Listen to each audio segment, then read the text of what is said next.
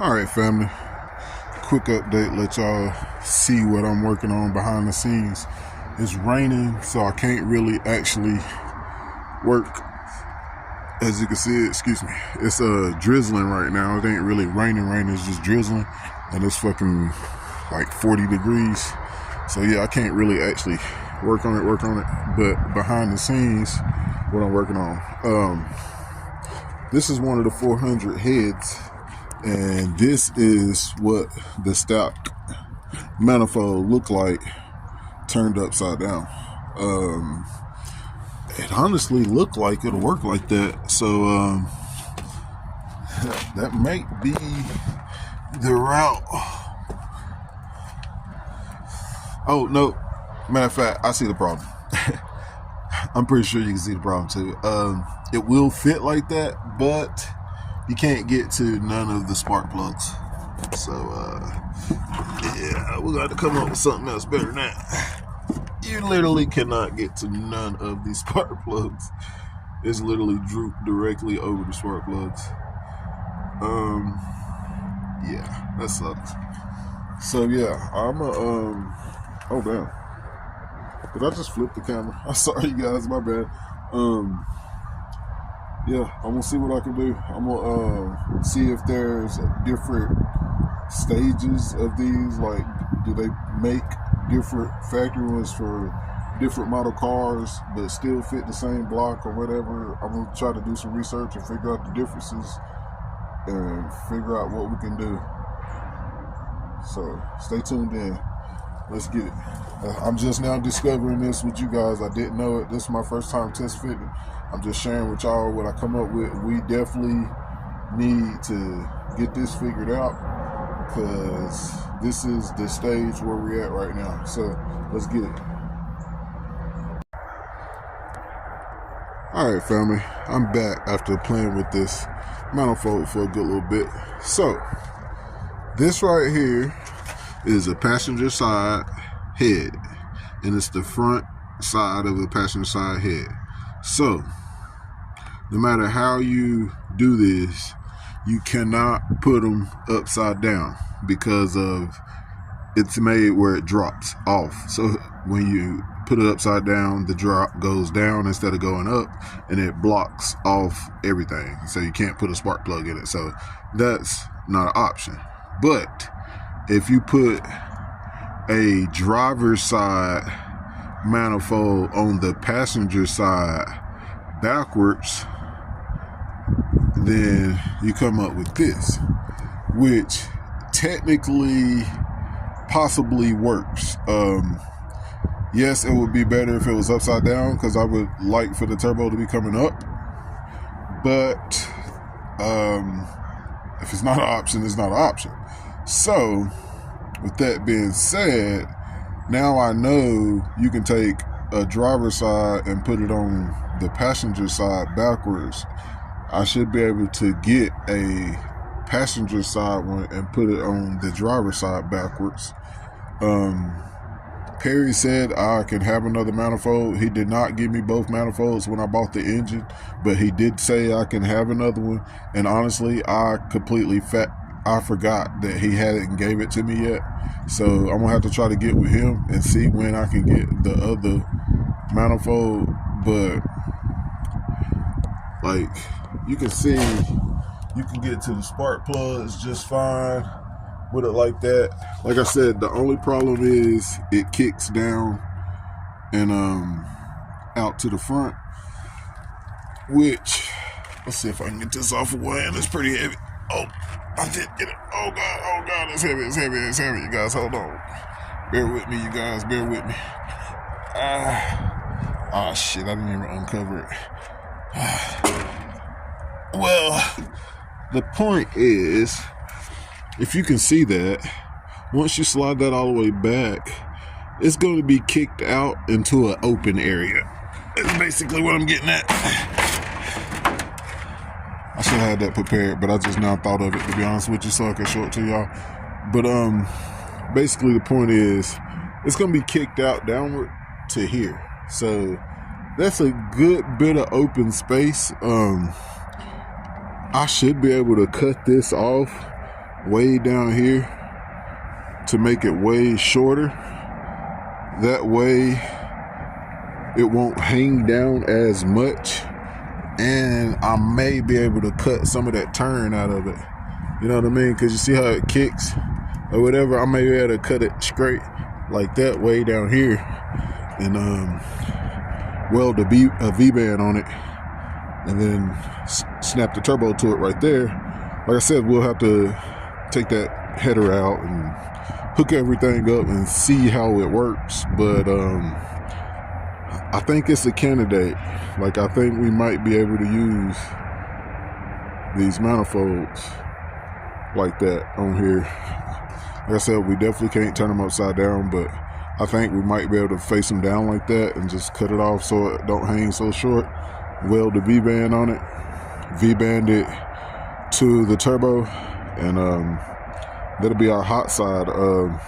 Strangely enough, these things, like, I hope Perry remembers that he said I can have one, and I hope he can find one, and I hope I can get it, because strangely enough, these things, stock replacement, like used or whatever, they're going for like $200 a set, and freaking new, they're going for like $300 something, $400 a set. So a freaking set of turbo manifolds is $600. So if this don't work, we're gonna have to bite the bullet and buy a $600 set of turbo headers, manifolds or whatever. Or I did find a link for some shorty headers, but the problem with the shorty headers is I don't know for a fact if you can turn them upside down. For one, that's one problem, and for two, they're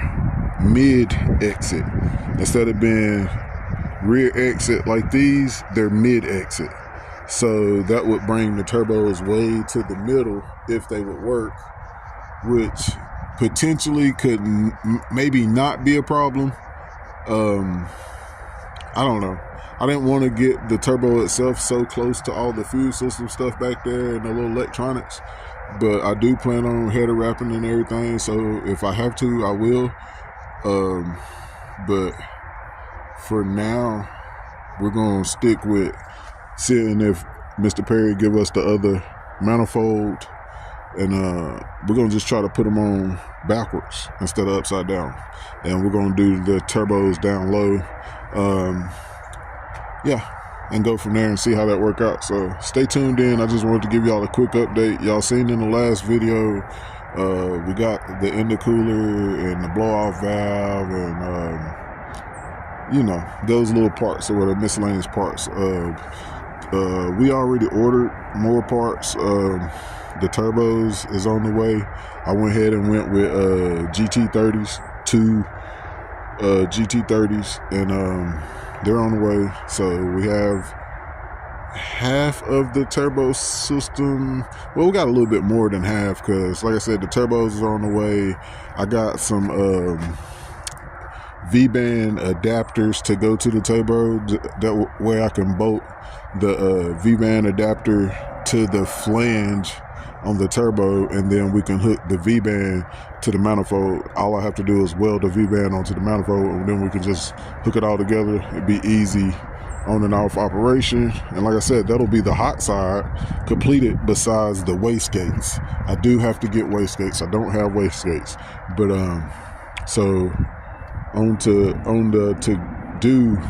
to get is 2 wastegates and whatever I'm gonna use to work that out. 1 more manifold, and then the V-bands.